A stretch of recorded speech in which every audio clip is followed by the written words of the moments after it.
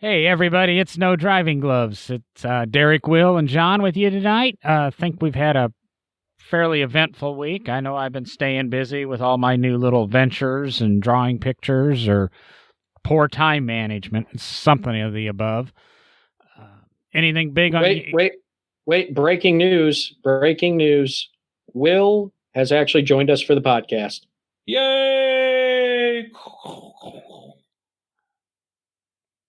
Yay. So anything, Will, you got to fill us in on anything? Any travels and that? We told everybody you skipped out last week because picked up another new project, and you don't have to tell us what it is, but heard you're cutting up a 300 SL convertible all original car or something, but Mm-hmm. Yeah, well, I can't really talk about it right now. Just one of those things. We got to keep on the DL for a few years. Cool. So, Derek, anything going on in your neck of the woods? Not really. Just working late. I guess we're up to about 6 weeks until the new exhibit opens and some new refreshes around the museum take shape. Putting in the late hours, trying to get everything lined up.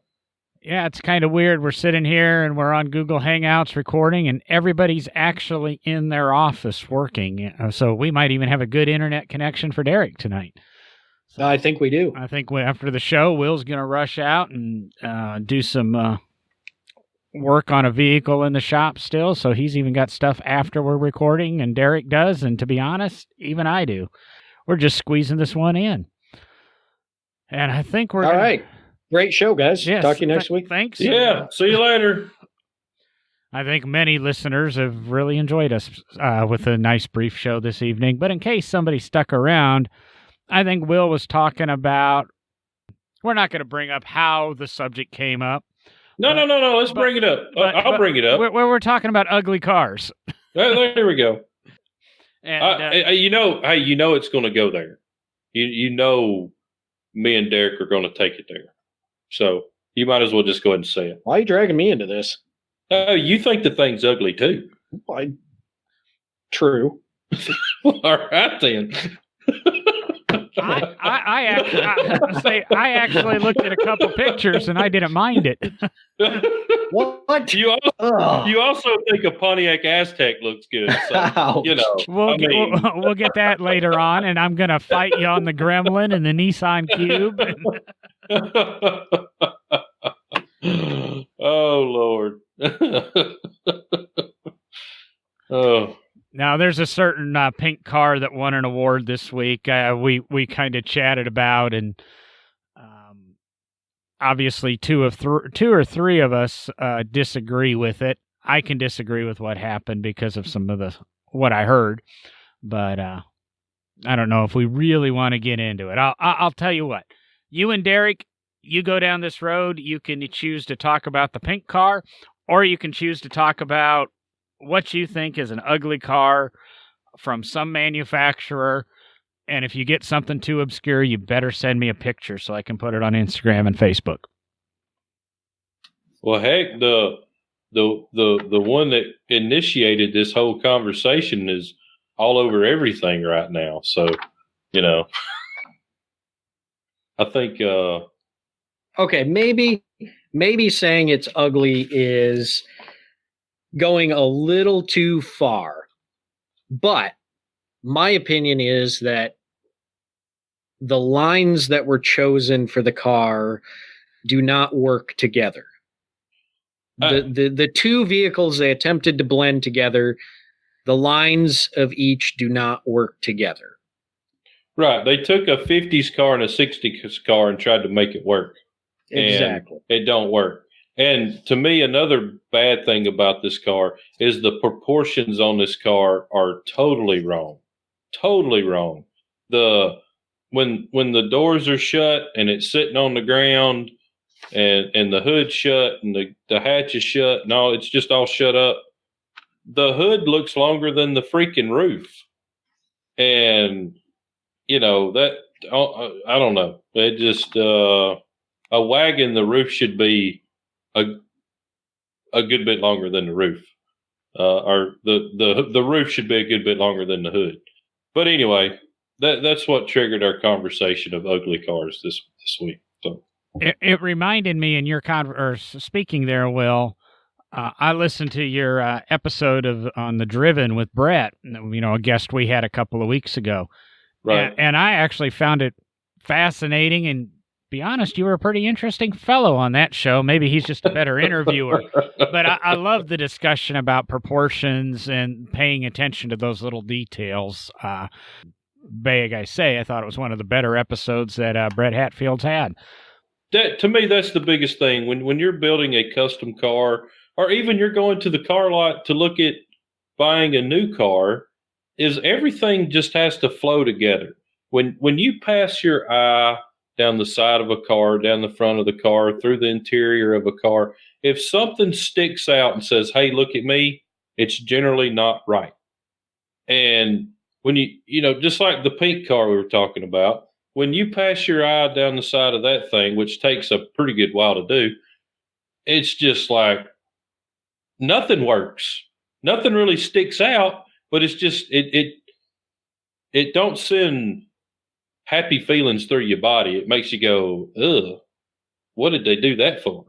And to me, that's what really, you can cut a car up into a million pieces and change a few things, and it, when you pass your eye across it, everything still flows, nothing sticks out, and it works. And then, just like chopping the top on a Tri-5 Chevy, there's been some people that's chopped tops on Tri-5s that look right, but 99% of them, they just look goofy. It's a car that don't necessarily need to be chopped. Now, a 32 Ford, a Model A, earlier cars with taller roofs and stuff like that, yeah, they look right chopped. So you just kind of got to really study the lines of a car, and you want to enhance the lines that are already created by somebody else and make them more appealing to the eye and make them send little happy tinglies through your body and stuff like that to know you took a design of a car and improved it. Now, Pontiac Aztek, I don't know if you could do anything for. And I don't understand why that car always gets the bad rap it does. He didn't say it was bad. He said there's nothing you can do to I mean, he's saying that it is so perfect. He doesn't see that it needs any change. That's actually what he said. I remember seeing the Aztek at the Chicago Auto Show in probably 99, maybe 98. And it, to me, was an ugly car from an initial stance in that. And for many years, I fell into the boat with the consensus of, I think, the population that the Aztek was an ugly car. Yeah, it had some controversial design styling about it, and that it was trying to put this sports sedan into an SUV. But the thing was produced from 2001 to 2005, and by the end, they tried this monochromatic treatment, came out with a pretty decent car. But I think the Aztek, somehow it comes up in conversation quite often, and there are a ton of them out there, which for a 2000, tell me how many 2005 Pontiacs you see, or 2002 Pontiacs you see. I think the Aztek seemed to somehow turn out to be a pretty reliable vehicle. Well, here's why you see a lot of them is because you notice them.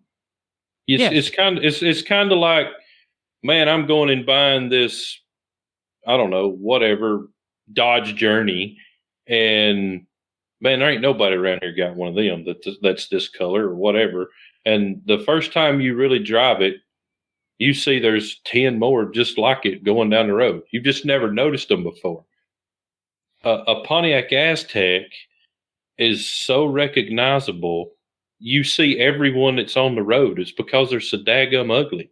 You just notice them. But as history looks back on them, they created a class of car. I don't think the BMW 6M SUVs would exist without them. I don't think some of the Mercedes G-Class styling would be there without them. They opened up a whole genre of SUVs. Unfortunately, it's not my exact favorite group of cars. It has very distinct styling and it stands out. And while it wasn't the most attractive thing, I don't think it's overall ugly, but I again like certain unique cars. It's kind of like the pink car we addressed. I kind of see some things about that car that I like. I've only looked at some quick pictures of it today. I've been extremely busy, but I didn't say there wasn't nothing on. I hated everything about it. There are some things on that car that I think are pretty cool, but the overall package was a swing and a miss. Does our third party have his feeling on the Aztec, or is he just going to jump in and say it's ugly and I was trying to be the silent partner in this. No, the Aztec was interesting, John. Like you said, it's kind of the gateway car to a lot of the small crossover SUVs, that you mentioned. I don't think it's ugly. I think it also comes at a time, we're just a few years before, the economic collapse, the automotive industry getting into crisis. And we were at a time, I think, in the auto industry where, bean counters had, the accountants had a lot more influence on the end product than the designers sometimes had. Their hands were forced. It might not be what they wanted to do.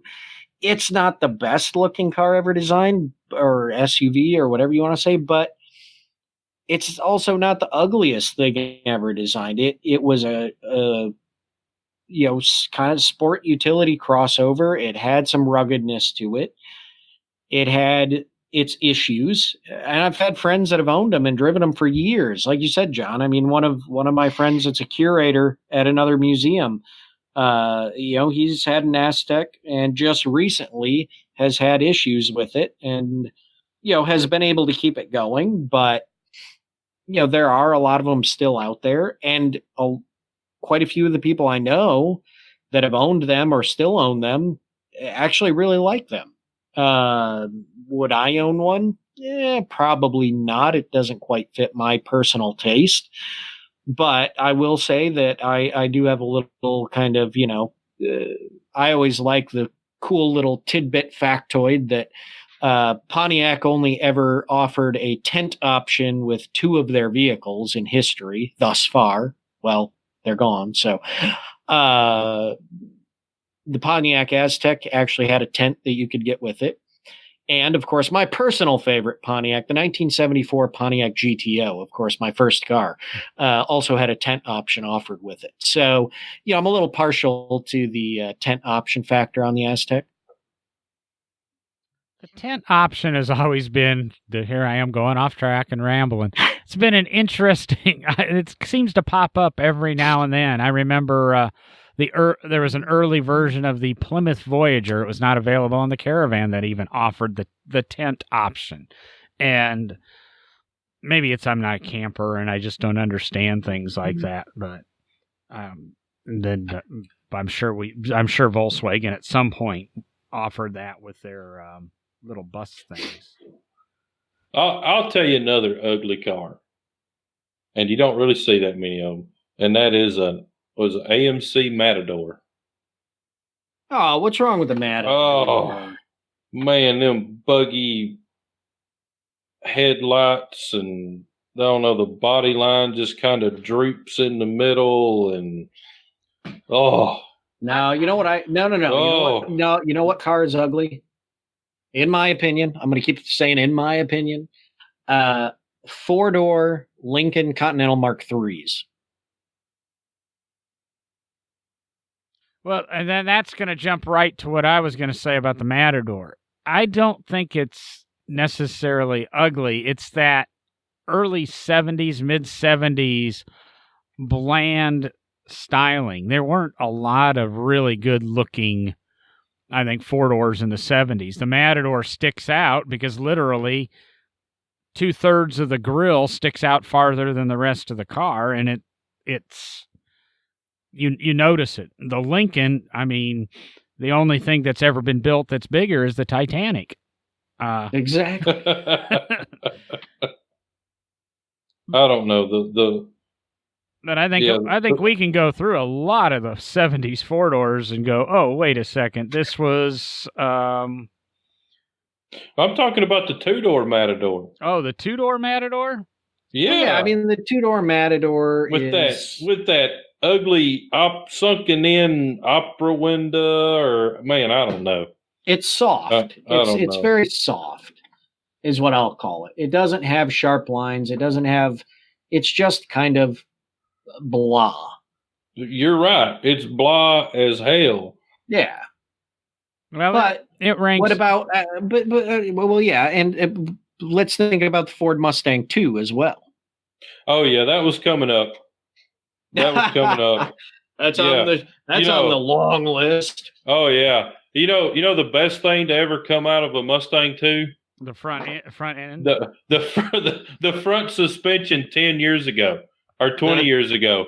You know, every street ride rolling down the street had a Mustang II, and you know, custom chassis builders are still basing a lot of stuff off of a Mustang II front suspension. Willwood actually designed a spindle to help with the suspension geometry off of a Mustang II.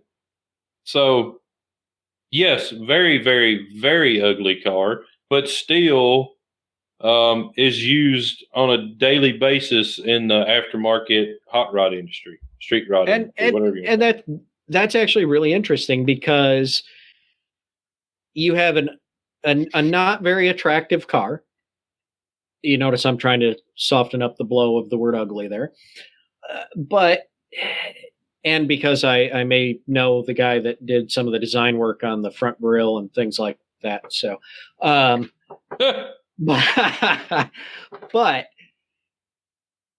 it's interesting that it's a car that not a lot of people, really fell in love with.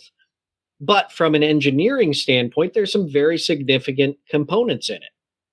So, it's the old saying, you don't always judge a book by its cover, because even though it was, not a very attractive car, it turned out to have some engineering features that became very useful in the future.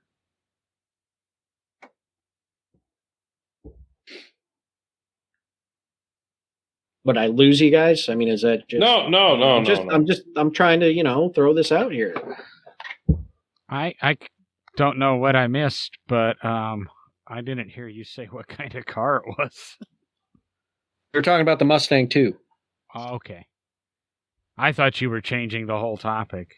No. We're just talking about the Mustang II. It, like he said, the front suspension system became very popular with the aftermarket hot rodding industry, street rods, all of that. Even though it was an ugly car, it eventually found a use. Right. I think that's great. Disc brakes and rack and pinion, and you just cut it out and weld it in, your 48 Chevrolet chassis and set the angle halfway close and roll down the road. And I don't know how many of them I've actually put in. I've put in a lot. So I'm sitting here thinking, and I'm trying to decide what car that I just have absolutely ever despised that's been a production car, because we all know I'm odd. I like Chris Bangle BMWs. I like Pontiac Aztecs. I like Neo Classics and Quicksilver Zimmers and things. But I remember, I think it was either 84 or 85. This is how bad I hate the car. I mean, I can usually sit here and tell you the production run of any car under the sun. But the Pontiac Grand Am. I hated that car from day one. I don't know, the upright rear window, the upright front grille, how it was cut off. That's just one that's always been on my list. Wait. Ugly cars. What year? The 84, 85 Pontiac Grand Am.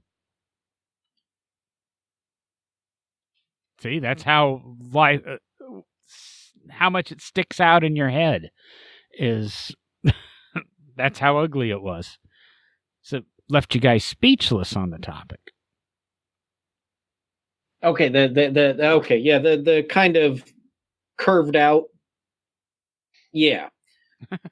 I will say this: they made pretty good looking drag cars, but that was about it. Because we can do that, or I'll jump to current. Any Porsche that had that stupid headlight treatment in the early 2000s, and then they followed it up with the introduction. And I've always said the best thing about owning a first-generation Porsche Panamera is that you don't have to look at it because you're sitting inside of it. Great cars from the interior. To look at one, I thought they were horribly ugly. And then in the second generation got better, and now that we're to the third generation, they've really improved it. But those are probably my two ugliest cars that have ever existed. I mean, we can throw out controversial ones like the Square Birds, the 58 Thunderbird, things like that. But what about the Thunderbird they tried to bring back and made it all bubbly and ugh? The Retro Bird? The Retro Bird. That's an ugly car. One that was built off of a Lincoln? Yeah, the Lincoln LS platform. That was an ugly car. I think, that came out at the time of retro cars, and it worked. I think Ford knew how many they were going to sell, and they sold that many and then ended it, the 02 to 05 model run. And those cars still hold reasonable value. As a matter of fact, I was just talking to somebody. They got their parents, surprisingly, have a really low mileage one they bought brand new and are looking to unload it. Unfortunately, 90% of them are owned by elderly people that bought them brand new and never drove them, so they're $20,000 cars. And I think that's where the market's going to be, is $15,000 to $20,000 on those for a while. But, Ford knew a market and went after it. Much like Chrysler did with the PT Cruiser and Chevrolet did with the HHR and all that retro stuff that came out. It's not ugly to me, but a lot of people will put the Plymouth Prowler on that list. I think more of the fact they were purple and they had V6s, but I wouldn't necessarily call the Prowler an ugly car. The PT Cruiser, yeah, we can call it ugly. But the Prowler, I wouldn't call it ugly. I would, maybe if they changed a few little things on it, it could have been a lot better. But I wouldn't consider it an ugly car. You take them ugly bumpers off and do a few little things, and they're not too bad. Now I know what my wife would say if she had a spot on this show tonight, which is her vote would be for the Pontiac Solstice and Saturn Sky, just because she honestly feels they're ugly. And of course, as you guys know, I owned a 2006 Solstice and I loved it. I've loved the Solstice and the Sky since they were introduced. When I saw those cars come out, I fell in love and had the opportunity to own one, so I did. But I don't know what you guys feel about them. I like them, but I know she absolutely hates them. I don't mind those cars. I don't think any man should be driving one. She says the same thing. I think they're. What are you trying to say? I think they're strictly a girl car. That is not true. Not even true in the slightest. Other than that, I think that's a good-looking girl car. On the girl car argument, I think they're falling into the same niche as the Miata. Everybody accuses the Miata of being a girl's car. But if you're man enough to actually drive one and use one, I think you find that all of them are very solid sports cars. The Solstice and Sky, and Opel made one, had an Opel version overseas. in the roadster form or convertible form or whatever you want to call it, the drop top form, I was never a huge fan. But when they announced the end of the production run and Pontiac was actually doing the Solstice GXP coupes, I really like the coupe is the way that car should have probably been built from the beginning. Just much better, cleaner lines. Granted, you lose the convertible, obviously, but it's just, I think, a better looking car overall and a much more practical car because I think, as Derek knows, they're as practical as the third generation Toyota MR2 in that when the top's down, you've got no room. There's no trunk space. There's nothing in them. And there's a little tiny bit. Yeah, and that third generation MR2 was purposely designed with no front trunk, no rear trunk, and a mid-engine car because if you put luggage in it, you would offset the weight balance. Now, this is America. We have to go grocery shopping and stuff, especially in 02. Now, granted, you can have your groceries delivered, but at the time that MR2 was sold, I think that's what hurt it. It's not it's actually kind of an ugly car, but is the lack of practicality in them. I'll tell you another car. I remember when they came out, and I thought they really just killed it. Was in '96 the Ford Taurus. Oh my God! Woo! They brought that one out, and they wanted 0 straight lines in that car. I remember the marketing, and they put 0 straight lines in it. And we're sitting here recording on March 6th, so we're 5 days after Taurus production ended again, and I kind of wept a tear last week when that happened, but a lot of rehashing was that 96 Taurus kind of was the death knell for that first run of Taurus. Take a great car and make it horrible, and they did their best to try to salvage that first run. And didn't they paint some of them that chameleon color? Like the Mystic Mustangs, and I know they had some Lincoln Town cars that were that kind of flip-floppy, greeny blue color. Yeah, my brother had a Thunderbird that was that color also. I think some of the Tauruses came out that color, but yeah. The Mustang didn't look that bad, that color, but man, that color on the Taurus, geez Louise. Well, I'm trying to think. They also had a funky green on it, like a mint green, and then a powder blue, and I mean, sometimes the color just destroys a car. I mean, I don't think I've ever seen even a green Viper look good. It's neat because it's a different color, but a Viper doesn't need to be that green. You know what looks really good? A dark green Solstice. So you don't like any green cars? So what about a green Dart 65 model? I didn't say I didn't like any green cars. I like green. I like green Darts, but there was one that crossed Barrett Jackson this year that was hideous. Oh yeah, did it have flat black stripes? Yeah. Yeah, I know the car pretty well actually. Yeah, I don't know who did the design on that, but just horrible. At least he's never drove a Solstice. I'm not sure if Derek has any credibility. Hang on. Brian Stupski, if you're listening, I hope you've never drove a Solstice. Oh, because we're in the same boat. All right.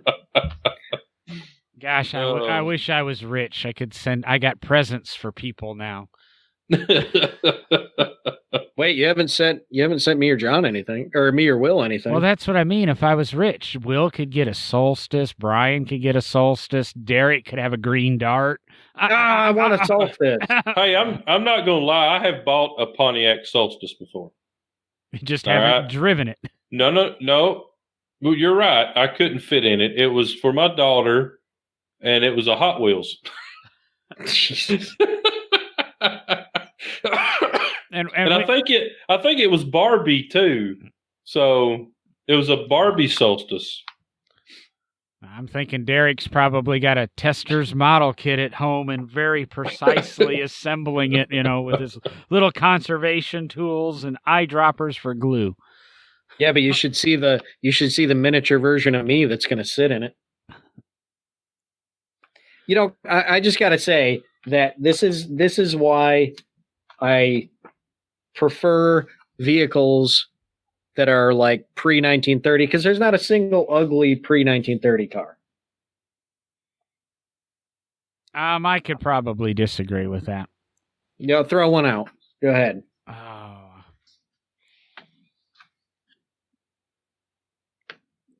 I'm thinking I didn't like the Renaults at that period. I'm sorry, the what? Renaults? Yeah. You mean a Renault? Yeah. Yeah, they're French. It's pronounced differently. As a few people will attest, I ate chocolate cake all the time during French class in high school and never went to class. Well, you know what they said. Let them eat cake. No, I don't. I never went to French class. Oh, okay. And there's nothing wrong with the Renaults. They're beautiful. No, it's the Renault. I just pulled it up. I don't like the hood shape, the funky eyes, the headlights. And I'm going to say I'm a little... I've never been really taken back by the Pierce Arrows with their fender-mounted headlamps. What? Innovation in design. Yeah, Cord mastered that. Granted, now we're post 30, but exactly. No, I'm with you on the Pierce Arrows. I wasn't a big fan of the big swoopy fenders and then coming up with the headlights molded in them. Yeah, Will and I had to look at one every day while we were in college. Yeah, I just wanted to go out there and cut the headlight buckets off the thing. You think I'd have got kicked out of school if I'd have done that? I want to shave the headlight buckets off that Pierce Arrow. They actually made Pierce Arrows without the headlights in the fenders, too. There were a few of those made. There weren't enough of them made. And they're not as good looking as the ones with the headlights mounted in the fenders. Well, I've kind of come up with 2 pre-30 cars there. What else can we think that's... Yeah, but the problem is you're wrong on both of them. Says the guy who drives a Solstice. Drove a Solstice. Unfortunately, I sold it for a Peerless. Yeah, matter of fact, I had to Google what one of those look like. Well, I'm pretty sure we've posted the one I own on the website, so you can see the one I own. Now, it's a little rough, but it's still beautiful. There had to be some British cars from the 30s that were ugly. Had to be. I just don't know. I'm not real up on those, but unfortunately, my book's in the other room that's got all of that stuff in. So we've done that. There's a lot of stuff from the 50s. What do you guys think of the early 60s, like 61, 62 Valiants? Because there's a lot of people that hate it and a lot of people that love it. I'm one of the people. I think it's a cool design. I don't think it's ugly. Previous shop I was at, 2-3 jobs ago, we did a Valiant for a gentleman, 2-tone blue over white. Had significant amount of money into it. Just the nature, frame off, every panel was rusted. And I thought that came out a very nice looking car. I think done properly, painted properly, they're good looking cars. Painted incorrectly, I think it's one of those cars I think paint makes.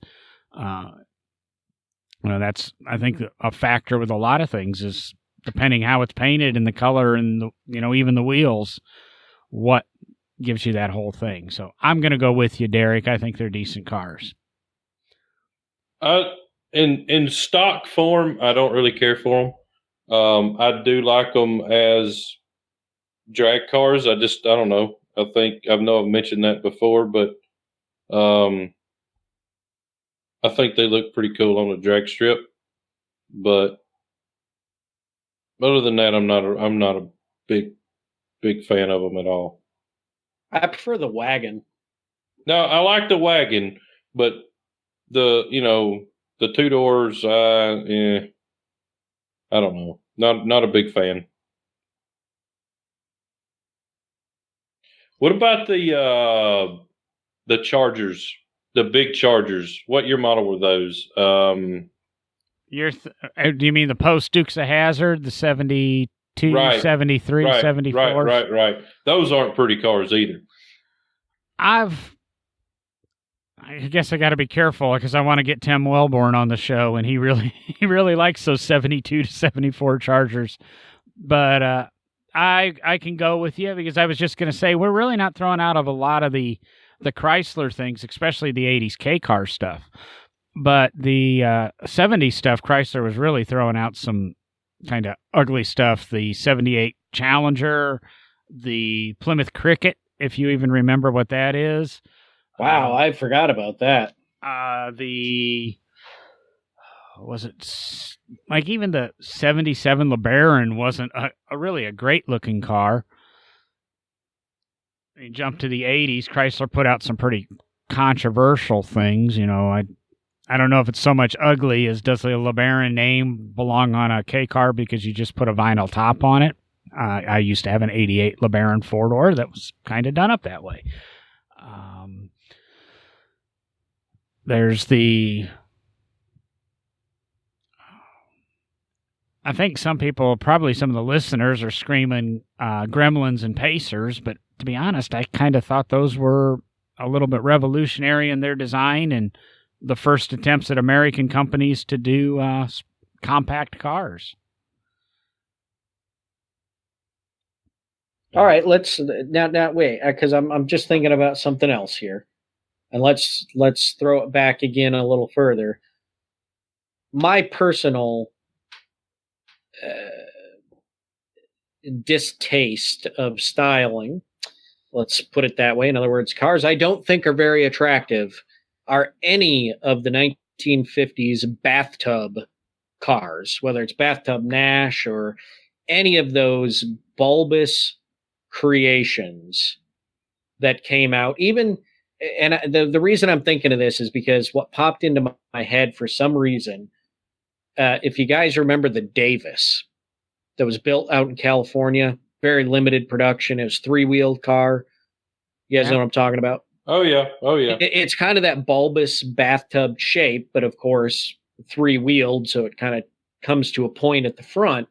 But they were just not only the Davis, but the bathtub Nash. All of those bulbous cars were just the Hudsons.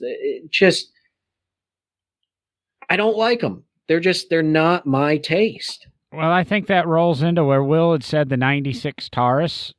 I think 2-3 weeks I actually liked them, but I think the 02 Lexus SC, was it the 430, the retractable hardtop that they had, the 2-seater, that's one of those cars. It's just, they look like tears. Everything looks like tears. The whole design is based around something that eschews sadness. So what about like the Bugatti Veyron? It's just kind of bubbly and like that. To be honest, I always hated the Veyron. I'm not a huge fan of the styling of the Veyron. Mechanically, engineering-wise, fantastic, but styling, it leaves a lot. The follow-up Chiron, I think, is great, but it's got a lot more angles and sharp edges. And right. Mm-hmm. And the thing they introduced today, I put on our Facebook today, again March 6th, that $12.5 million Bugatti that they're only building one of. That one looks good. A lot of sharp edges, and it doesn't really echo the 57 Atlantique coupe that they claim it does. It's missing. I don't think the spine on it's pronounced enough. They didn't highlight that well enough, but so I disagree with the Bugatti, or agree with the Veyron. The Ferrari California kind of falls into that. The recent retractable hardtop Ferrari, entry-level Ferrari, and they've sharpened it and made it more angular as it's now become they call it the Lusso now? I can't remember what the current model of the Ferrari California is called, but I think they renamed it the Lusso. And I think it's been better. But I'll agree with you, Derek. When you first started talking, I go, no, I kind of like the Nash Metropolitan, but the Hudson Hornet. Oh, the Metropolitan, actually, I don't mind. But the big Hornets, what was it? The 49 Nash, I don't remember the 4950, oh God, what air flight, was it? Something like that. The one that had like front fender skirts too? Yes, yeah, that one. It was just like this big hunk of metal sitting on four wheels. Right. Yeah. And just all enclosed. Just I can't do it. It just, I don't know what it is. But yeah, the Metropolitan and some of those I do like. I'm going to jump the other direction back to the 90s when hatchbacks were beginning to fall out of style. But manufacturers were afraid to still build station wagons, and minivans were going. All of a sudden, we had the Impala Max, and we had the Chevrolet Corsica hatchback thing. It was a 5-door, the LTZ, I think it was called. Some of those just kind of to me, bad thinking. Either commit or don't commit. I guess those are a couple that I throw out there. And the controversial one I'm going to throw out that I've never liked and never understood, and it kind of goes with the Bugatti. Great engineering feat. Wonderful car. Hand-built. I've never been a big Lincoln Continental Mark II fan. Derek might want to argue me on that one, but it's kind of just a bland 50s car, and yeah, you can sell me on it on why a Continental Mark II is a great car, but is it really? Now I want to point something out, because if I heard you right in the beginning there, you said Lincoln Continental Mark II. Yeah, and it's not a Lincoln. It is not a Lincoln. I want to make that very clear. It is a Continental Mark II. At this time period, it was its own mark. It was its own make coming out of the Ford Motor Company. It was not a Lincoln at this time. Just throwing that out there. Okay. Personally, I like them. Now, personally, I am good friends with one of the people who own one of the 3 convertibles that were built. And I love the convertible. That car is absolutely beautiful. But I do like the Mark II Continentals.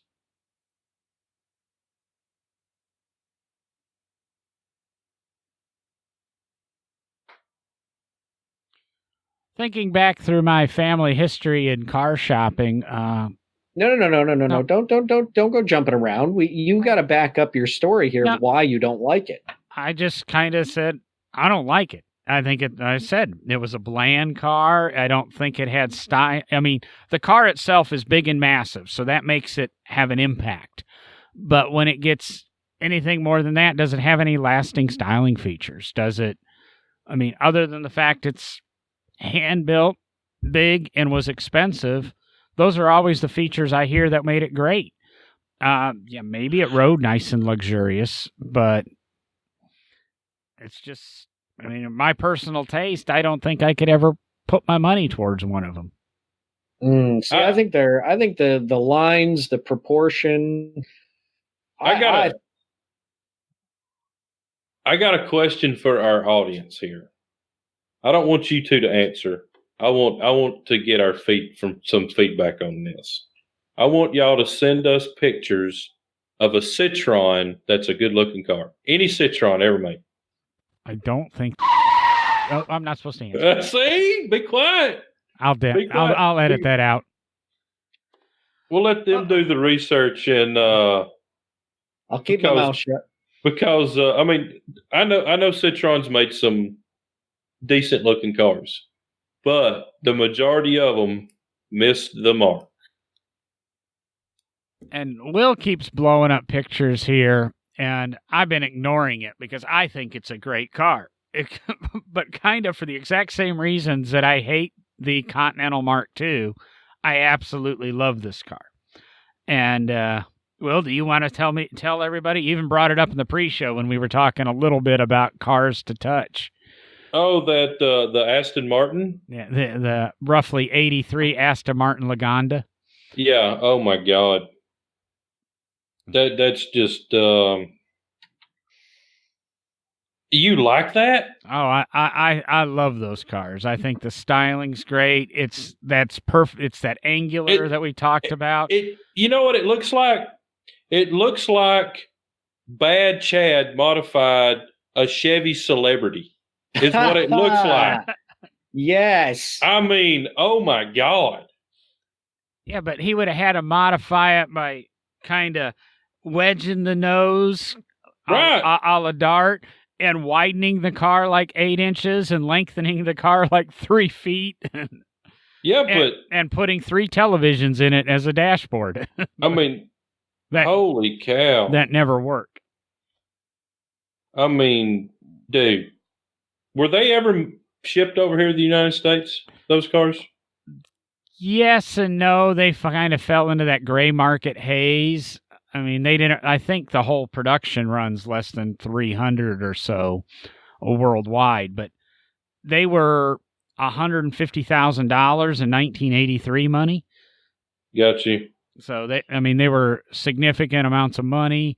I remember reading an article, I think it was a Motor Trend article, where the guy was talking to somebody, or the guy was a dealer and remembered getting a phone call and having to take one to a client who said, I want one, this is the color, drove it over to him, and the guy paid him cash out of his desk drawer for the car. So I think it was part of that 80s cocaine thing. But you bring it up, and now I'm thinking 80s cocaine cars. 80s era Maseratis, Quattroporte, B-Turbo, 425, even the B-Turbo Zagato. Yeah, those were... The only reason to own one is you want a Maserati badge. I mean, the Quattroporte was a nice car, but... Yeah, but this... As if the Lagonda wasn't bad enough as a sedan, and if you're, estate wagon or shooting brake or station wagon, as we call it here in America,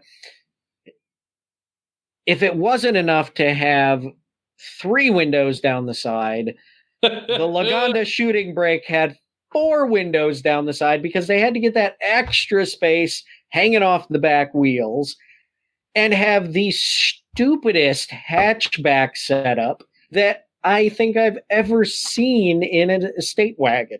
It actually had 6 on the back. If you count the little vent window thing, the door glass, the back door glass, the rear, the other vent window, right, right. Then the 2 back windows, 2 in the back. Yeah, I mean, come on. And what is up with the hatch that opens the way that car opened? This is coming from the guys that didn't understand the new modern tailgates 2 weeks ago on the trucks episode. No, we understand it. We're just saying it's stupid. We're just saying, wow. I think the name of the game at that price level is to try to be different, because as we're talking, I keep going through all these various websites listing the 100 ugliest cars and things. And this one list that Edmunds put out, believe it or not, the Aztek's number 5. Out of 100. Out of 100. It's the 5th ugliest car ever produced. What's number 1? What is the first? That's what I thought you guys would want to ask. For a man. Okay. Number 5 is the 2001 Pontiac Aztek. Number 4 is the 1985 Cadillac DeVille. Number 3 is the 2010 Acura, or I can't ever. Everybody says I pronounce it wrong. Live with it, people. Acura? Yeah, Acura. Acura. ZDX. The 1977 Lincoln Versailles. And good rear ends, 9-inch, narrowed 9-inch with disc brakes. And the 2000 number one, the 2014 Lamborghini Veno, which was the one they built 3 of them. They were $1.5 million each, and they shipped one to the U.S., one to I want to say England, and one to Dubai. Who owns the one here?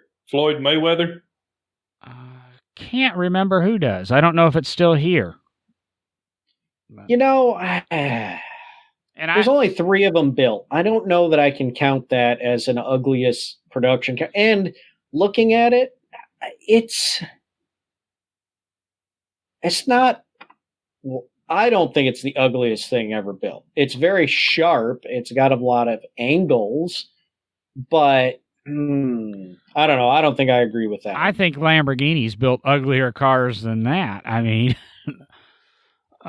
you've got to even admit that the Lamborghini LM002 is an ugly car. It has its place in history because of what it is, but I don't think there's a lot of good styling to that car or truck or Hummer or whatever you want to call that thing. But I think it kind of, we can throw out, the McCours. They're kind of that bulbous car, the XR4 Ti and Sierra that was sold here. There's just so many things. The Lagonda is number 17 on this list, to let you know. And actually, it came out in 76. I thought it came out later than that. But there's some pretty stupid cars on here. There's some reasonable cars that you could, I could go with. But sorry, now I'm perusing it. And wait a second. This is unacceptable. This is absolutely unacceptable. Yeah, I could not believe that the Suzuki X90 was on this list. No, the number 30, the 1958 Subaru 360. What is wrong with the 58 Subaru 360? That is a beautiful car.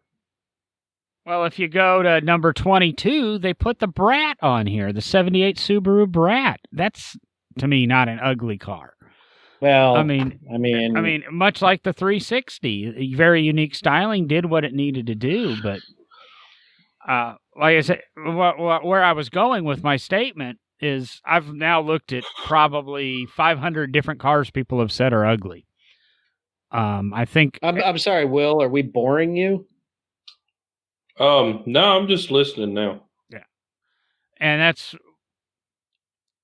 To be honest with you, my phone's about dead. So y'all are looking at stuff and talking about it, and I'm just not gonna go look at it.